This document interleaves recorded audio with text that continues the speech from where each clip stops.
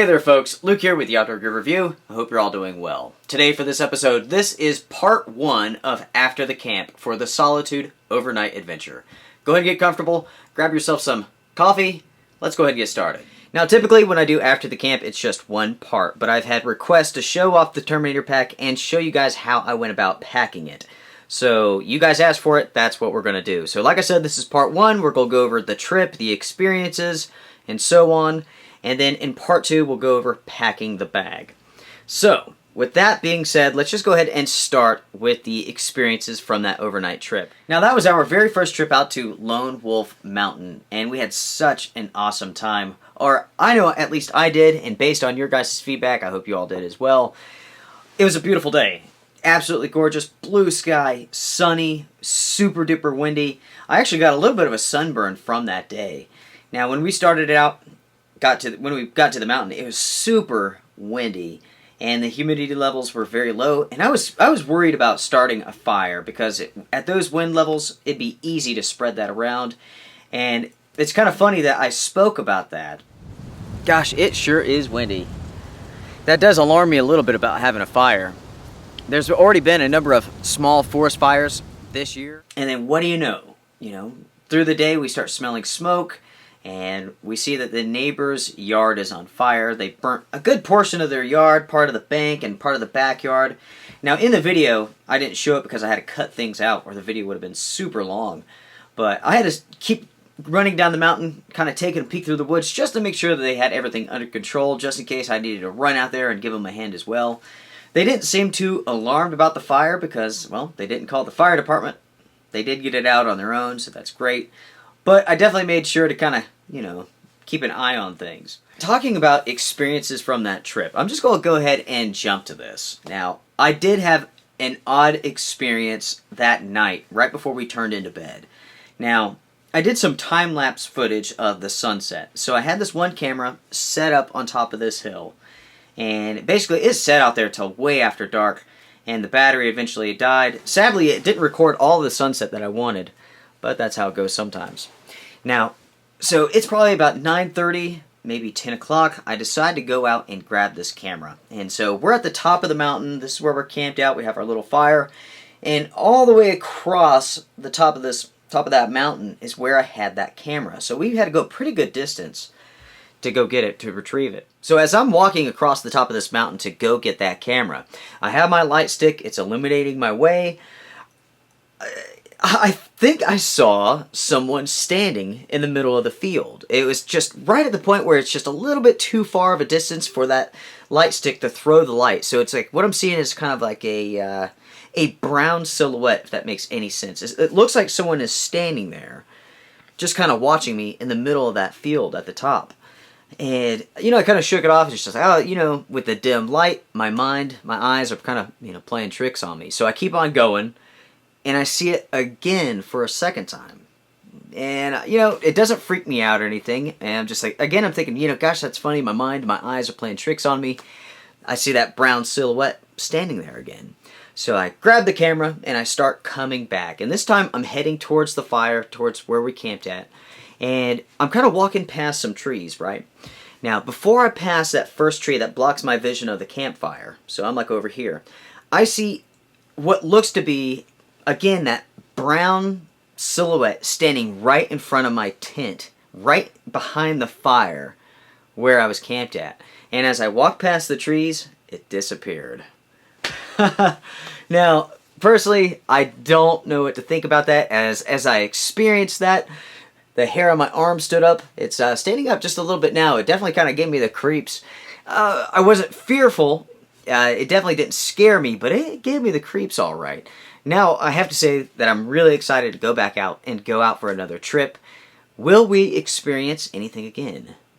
Or I guess I should say, will I? I often speak of we and us, and I'm talking about you and I. But, yeah, I had an experience. I cannot explain it. 1 time odd, 2 times strange, 3 times within, 2-3 minutes. That's very, very odd. I'm not sure how to explain it. It could easily have been just my eyes playing games on me, but to see the same thing 3 times seems a little bit unusual. So, There you go. That was definitely an odd experience. One of my favorite things about that trip, about that property, is the Solitude, and that is why I named that video the overnight adventure Solitude.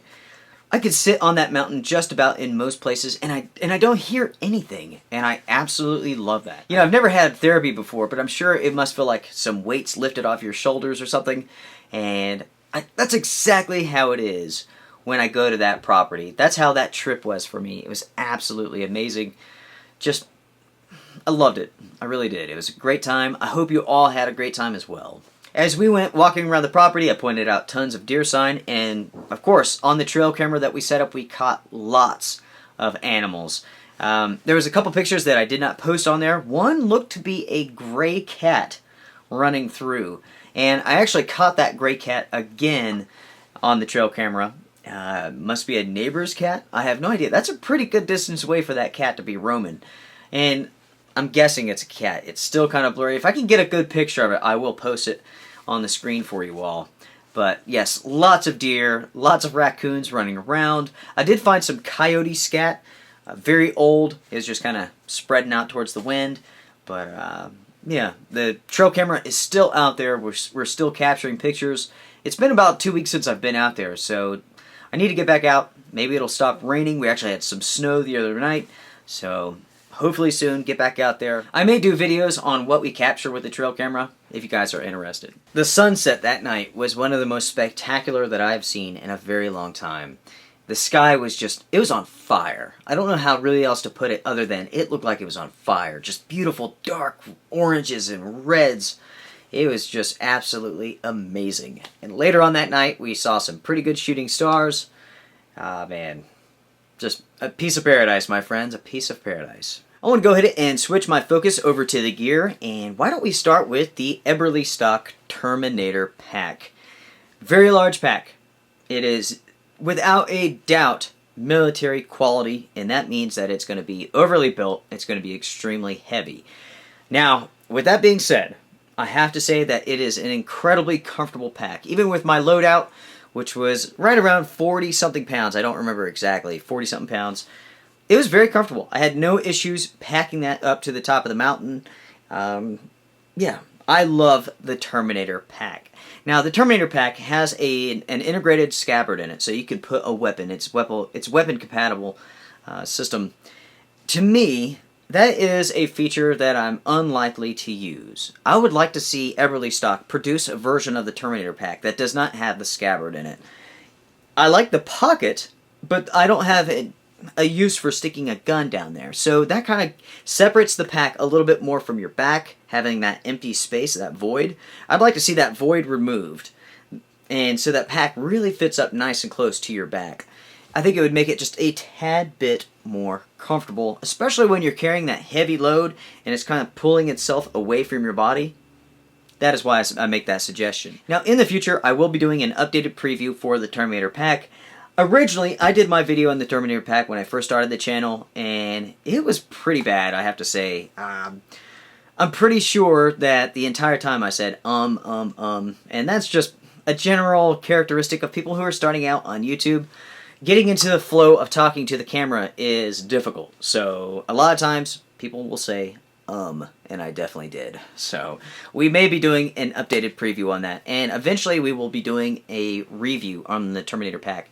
There's one thing that I really want to test out with that pack, and this is going to sound kind of ridiculous.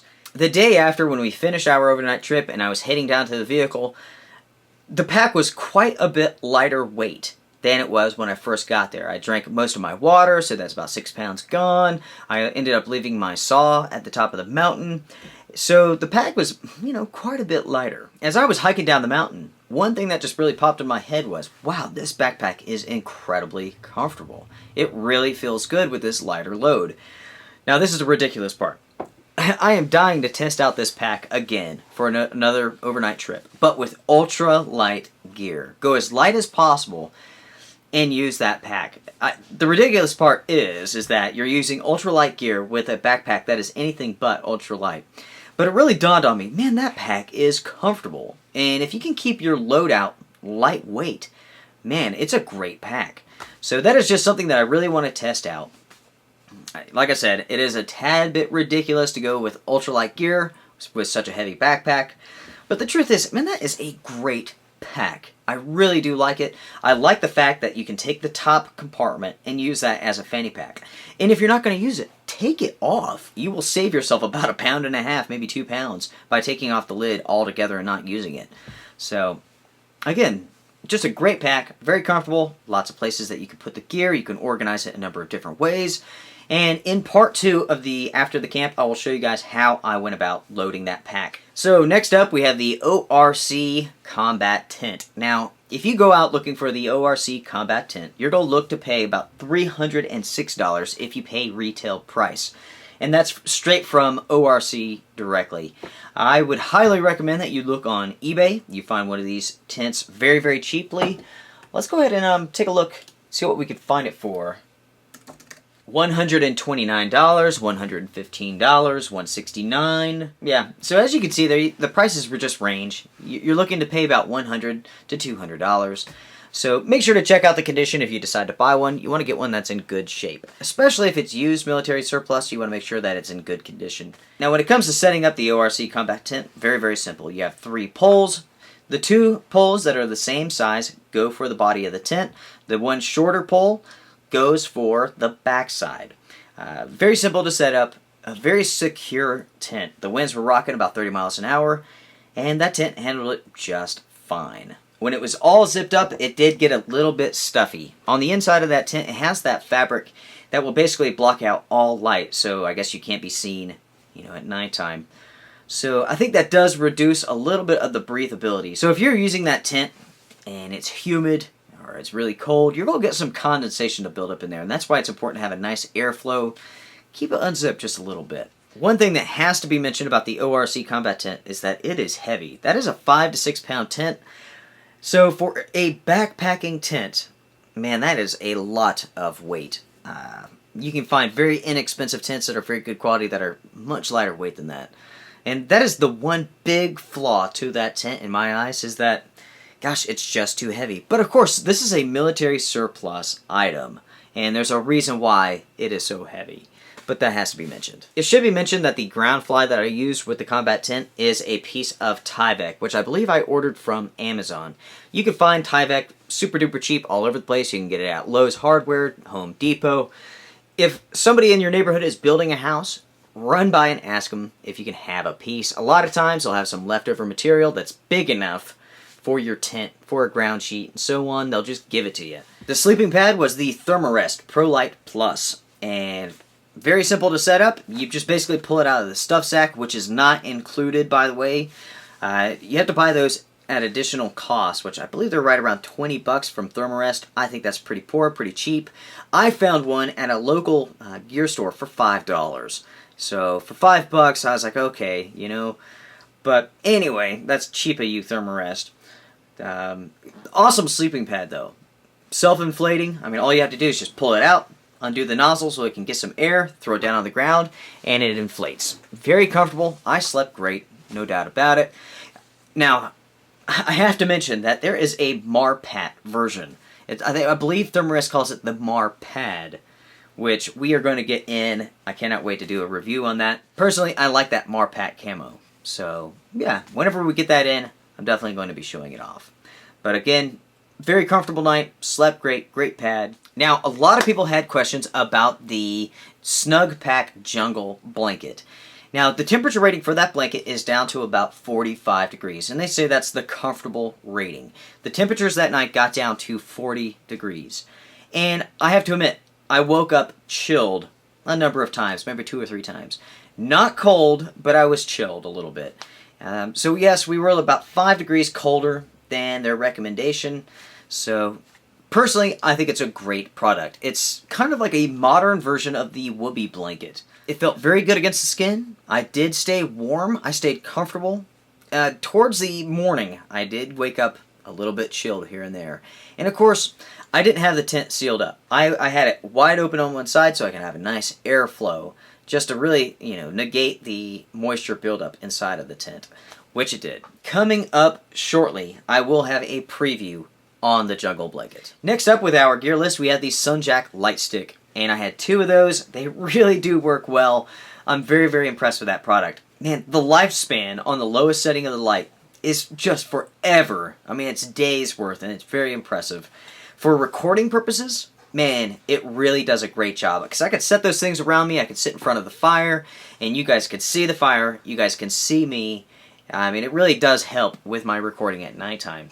Walking around on the highest setting does a great job, throws a beam a pretty good distance, and it's really more of just like a flood light. Of course, that is the nature of that light stick. So with that being said, the Sunjack light stick really is awesome. We will have the review coming up, and I will also have a nighttime demonstration video of that coming up. Now, I had a number of questions about this knife, and this is the Becker BK16 knife.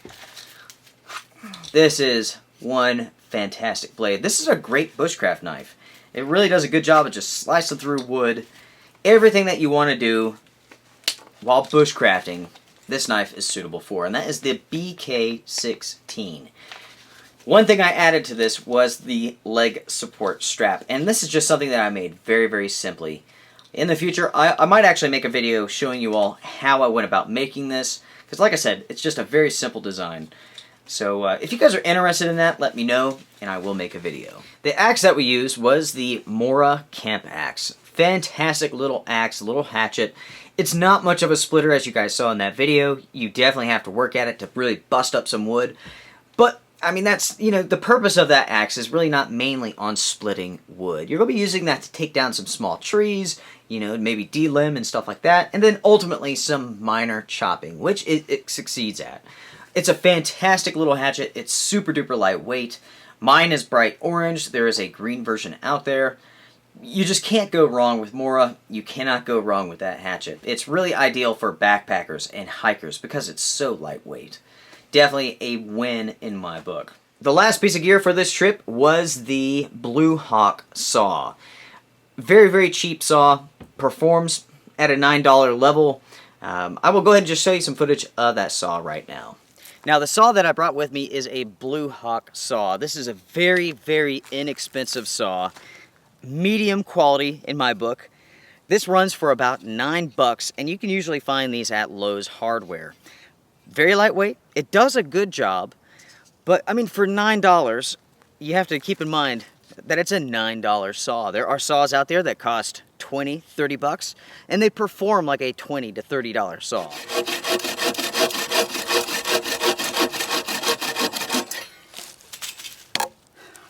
Okay.